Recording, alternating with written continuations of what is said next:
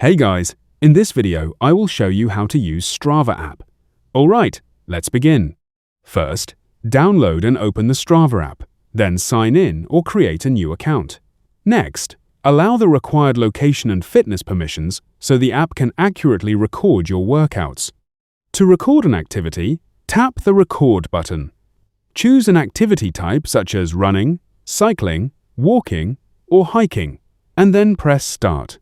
During your workout, you can view live stats including distance, pace, speed, and elapsed time. When you're finished, tap Stop and save the activity. Strava will generate a detailed summary with performance metrics and route information. Use the Progress section to track goals, monitor improvements, and review your training history whenever needed. You can also follow friends, join clubs, participate in challenges, and share your activities. So that's basically how you can use Strava app. And that's it for this video. Thanks.